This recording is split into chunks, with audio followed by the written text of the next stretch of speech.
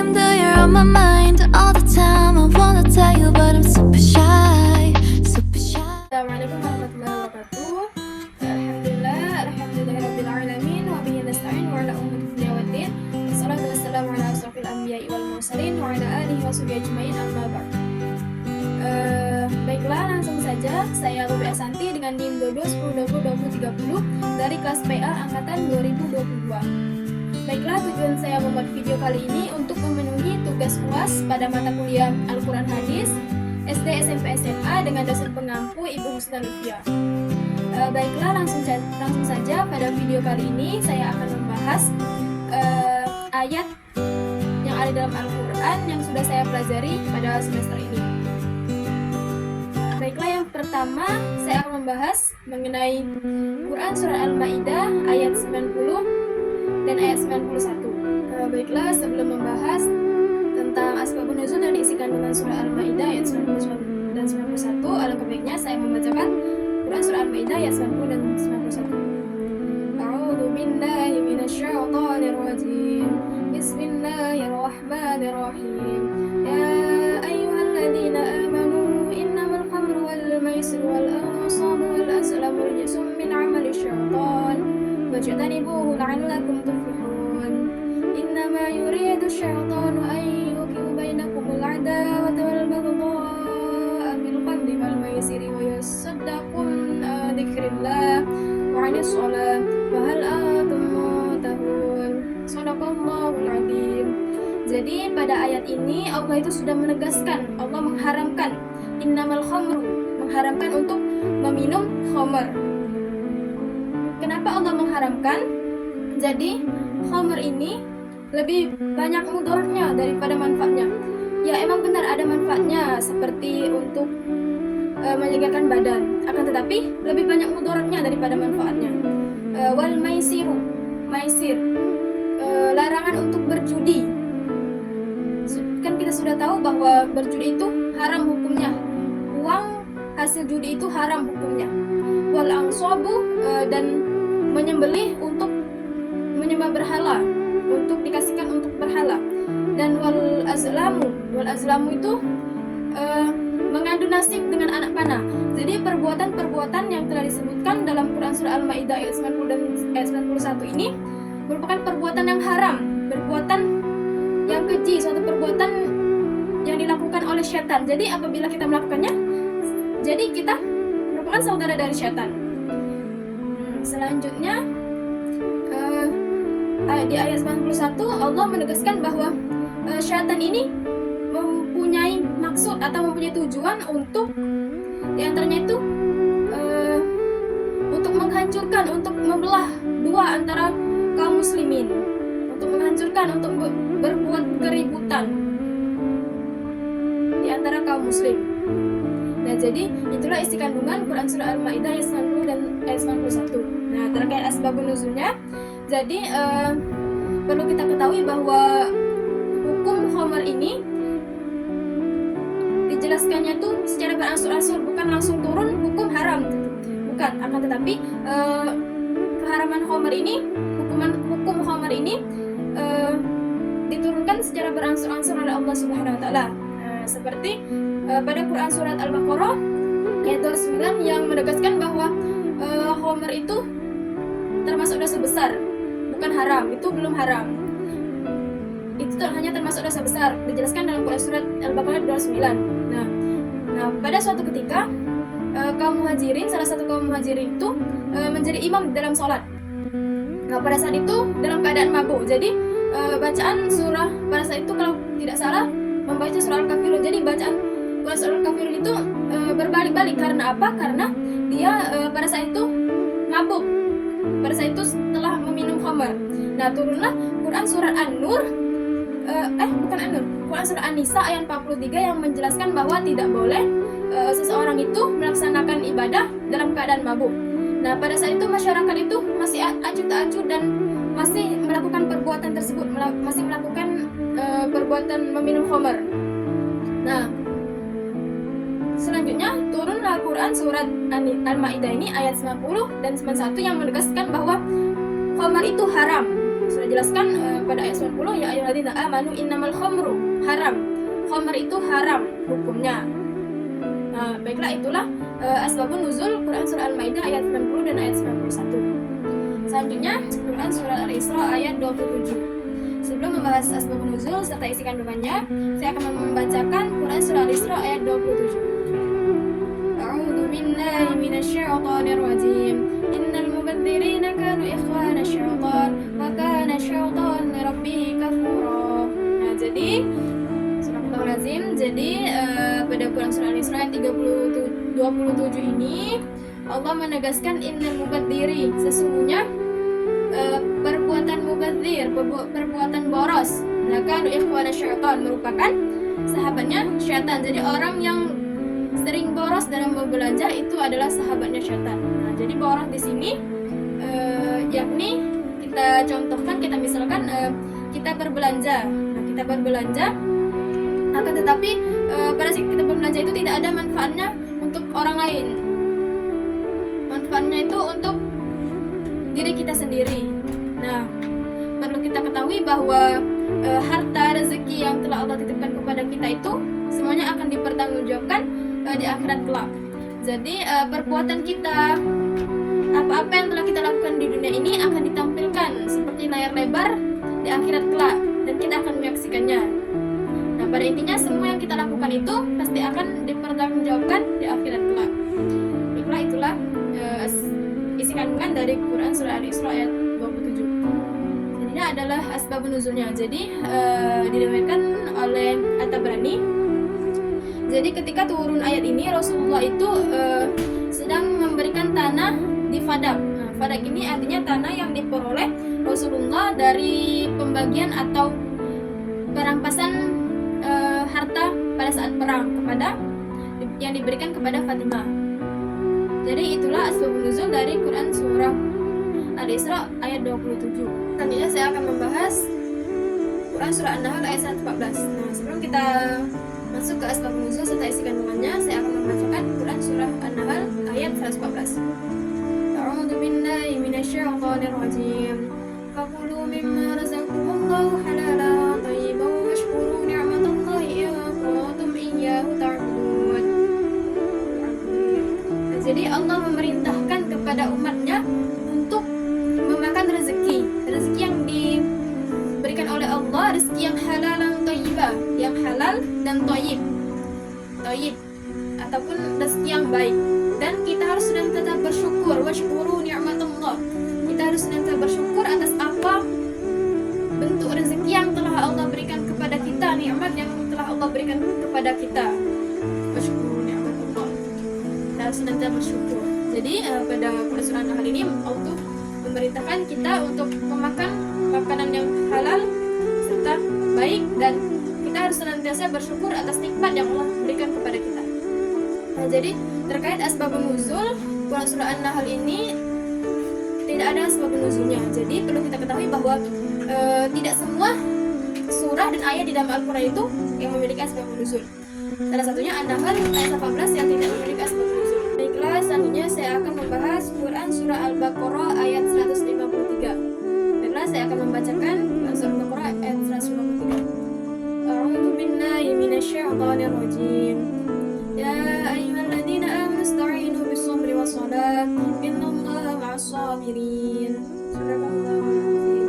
Jadi isi kandungan Quran surah Al-Baqarah ayat 153 ini, Allah itu sudah memberikan solusi kepada kita manusia, bahwa jika kita mengalami kesulitan, mengalami sebuah masalah, baik itu masalah kecil maupun masalah besar, solusinya adalah ada di Quran surah Al-Baqarah ayat 153, yaitu ya ayyuhalladzina amanu ista'inu bis-sabri was-shalah. Ini menghadapi kesulitan ataupun masalah itu dengan bis-sabri, dengan sabar, was-shalah, dengan salat. Sebab keduanya itu telah ditetapkan oleh Allah itu sebagai penolong bagi orang-orang yang beriman. Innallaha ma'as-sabirin. Penolong bagi orang-orang yang sabar dan beriman. Nah, terkait asbabun nuzulnya sama halnya dengan Quran surah An-Nahl ayat 114 tadi. Surah Al-Baqarah ayat 153 ini juga tidak memiliki asbabun nuzul. Baiklah, selanjutnya saya akan membahas Quran surat Al-Isra ayat 32. Jadi sebelum kita membahas isi kandungannya serta asbab nuzulnya, saya akan membacakan Quran surat Al-Isra ayat 32. A'udzu billahi minasyaitonir rajim. Wala taqrabuz zina innahu kana fahishatan wa sa'a sabila. Shadaqallahul adzim. Jadi sudah dijelaskan dalam Quran surah Al-Isra ayat 32 ini bahwa Allah mengawalinya dengan larangan mendekati zina, seperti janganlah kamu mendekati zina, bukan dengan jangan kamu melakukan zina. Jadi larangan mendekatkan diri kita dari zina itu dalam konteks ayat ini mempunyai makna yang sangat mendalam dibandingkan dengan larangan berbuat zina, karena larangan mendekati zina ini meliputi seperti contohnya itu berkhalwat antara laki-laki dan perempuan, memegang, melihat, meraba dan lain sebagainya. Nah, hal tersebut merupakan hal yang bisa merumuskan kita kepada perzinaan. Nah, jadi Allah itu melarang hambanya untuk mendekati perbuatan zina. Artinya, ketika kita melakukan perbuatan yang mengarah kepada perzinaan seperti yang telah saya jelaskan tadi,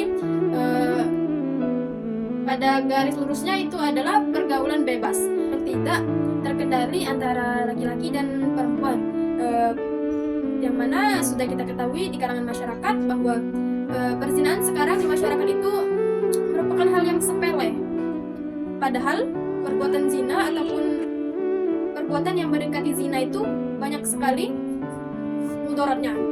Nah, jadi di antaranya itu ketika orang sudah melakukan perzinahan, salah satunya itu dampak untuk seorang perempuan, yakni sudah kita ketahui dari segi kesehatan juga orang yang sering berzina seperti melakukan hubungan bebas lebih mudah terkena penyakit banyak sekali seperti penyakit kelamin, HIV maupun AIDS. Selanjutnya dampak yang selanjutnya diantaranya anak yang dilahirkan dari perbuatan zina tersebut garis keturunannya itu tidak jelas dan tidak akan mendapatkan suatu warisan dari ayahnya. Sedangkan bin, dia tidak memakai bin, tetapi anak yang dihasilkan dari perzinahan itu memakai binti. Bintinya yakni adalah ibunya. Jadi banyak sekali keburukan yang ditimbulkan oleh orang yang berbuat zina ini. Nah, terkait asbab nuzulnya, jadi ada seseorang sahabat yang bertanya kepada Rasulullah terkait apakah boleh melakukan perzinahan di luar nikah. Nah, maka turunlah Quran surat Al-Isra ayat 32 ini yang menjelaskan bahwa jangankan berbuat, mendekati saja sudah tidak boleh, sudah Allah larang. Baiklah, itulah terkait Quran surat Al-Isra ayat 32. Baiklah, selanjutnya saya akan membahas Quran surat Luqman ayat 13 dan 14. Sebelum kita membahas asbab nuzul serta isi kandungannya, saya akan membacakan Quran surah Luqman ayat 13 dan 14 ini. A'udzu billahi minasyaitonir rajim. Wa idza qala Luqman li banihi wa huwa ya'izuhu ya bunayya la tusyrik billah innasyirka la zulmun 'adzim. Wa wassayna al-insana biwalidayhi hamalathu ummuhu wahnan 'ala wahnin wa fisaluhu fi 'amayn an ishkur li wa liwalidayka ilayyal masir. Shadaqallahul 'adzim. Jadi Quran surah Luqman ayat 13 dan 14 ini menekankan bahwa ayat 13 ini menekankan bahwa pentingnya bertauhid dan larangan untuk menyekutukan Allah ataupun syirik. Sudah dijelaskan dalam Quran surat Luqman ayat 13, la tusyrik billah. Kita itu tidak boleh, dilarang untuk menyekutukan Allah, syirik kepada Allah Subhanahu wa taala ataupun menyembah selain Allah Subhanahu wa taala. Nah, dan pada ayat ke-14 yakni berisi nasihat Luqman ini kepada anaknya tentang kewajiban untuk berbakti kepada kedua orang tua, yang mana perjuangan kedua orang tua kita untuk membesarkan kita, apalagi ibu yang telah mengandung, menyusui serta merawat kita sampai kita besar seperti sekarang. Ini adalah asbab nuzul dari Quran surah Luqman ayat 13 dan 14. Nah, jadi surat ini berkaitan dengan kisah salah satu sahabat Nabi, yaitu Sa'ad bin Abi Waqqas. Nah, jadi ketika Sa'ad ini ingin memeluk agama Islam, nah, jadi ibunya Sa'ad ini sangat menentang keputusan Sa'ad ini. Nah, ibunya bahkan bersumpah bersumpah tidak akan makan, minum, dan berteduh hingga saat ini kembali ke agama yang sebelumnya. Nah, saat yang khawatir dengan kondisi ibunya ini mengadukan peristiwa ini kepada Rasulullah SAW. Maka turunlah ayat ini dengan peristiwa Sa'ad dan umat Islam untuk tetap berbakti kepada orang tuanya meskipun mereka memaksa untuk meninggalkan agama Islam. Baiklah, itulah sebab nuzulnya. Selanjutnya saya akan membahas Quran Surah Al-Fatihah. Jadi Quran Surah Al-Fatihah ini merupakan surah pertama dari 114 surah yang ada di Al-Quran yang termasuk ke dalam surah Makkiyah. Ini diturunkan di Mekah. Nah, jadi Quran Surah Al-Fatihah ini berbeda dengan Quran Surah lainnya. Karena apa? Karena Quran Surah Al-Fatihah ini merupakan satu-satunya Quran dalam Al-Quran yang diturunkannya itu secara lengkap, langsung dengan 7 ayat, langsung turun 7 ayat. Jadi surah Al-Fatihah ini juga disebut dengan muqaddimah di dalam Al-Quran. Kenapa disebut muqaddimah? Karena Quran Surah Al-Fatihah ini merupakan surah pembuka yang ada dalam Al-Quran. Nah, Quran Surah Al-Fatihah ini juga memiliki banyak nama lain, diantaranya Asy-Syifa, Al-Furqan, Ummul Kitab, Ummul Quran, Sab'ul Masani, dan banyak nama lain Al-Fatihah yang lainnya. Nah, jadi isi kandungan Quran Surah Al-Fatihah. Jadi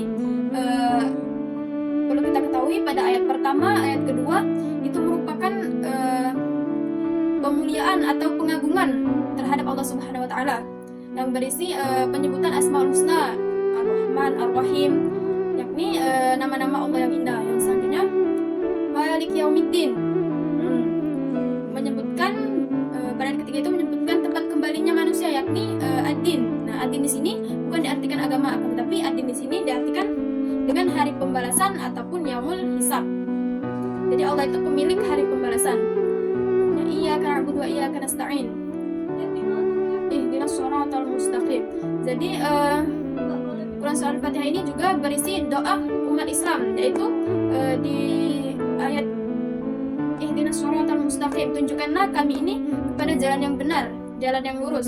Shiratal ladzina an'amta 'alaihim ghairil maghdubi 'alaihim waladdallin, yaitu jalan-jalan yang Engkau anugerahi, bukan jalan orang yang sesat. Jadi itulah isi kandungan dari Quran Surah Al-Fatihah ayat 1 sampai 7.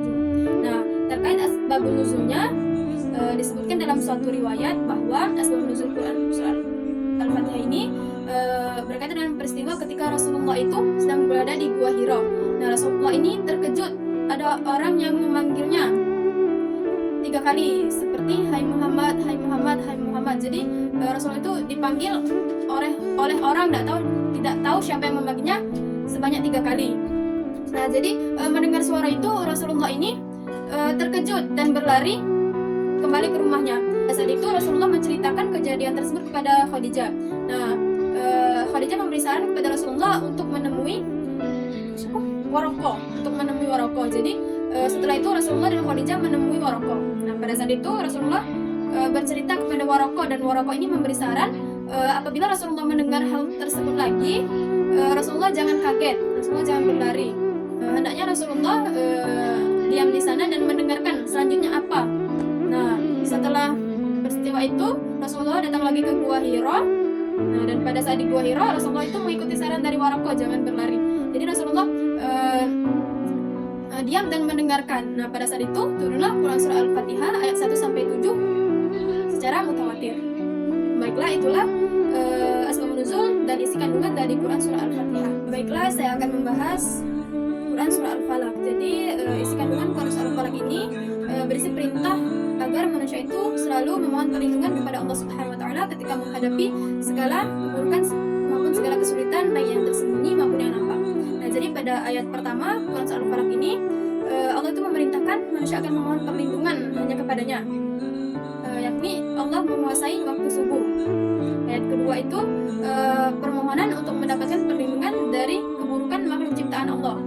Nah, ayat selanjutnya memohon perlindungan dari kejahatan yang terjadi ketika malam hari. Nah, jadi pada dasarnya malam hari ini memang seringkali menjadi waktu kejadian hal-hal gaib. Nah, akan tetapi menurut Muslim waktu malam itu merupakan waktu yang mustajab untuk kita berdoa.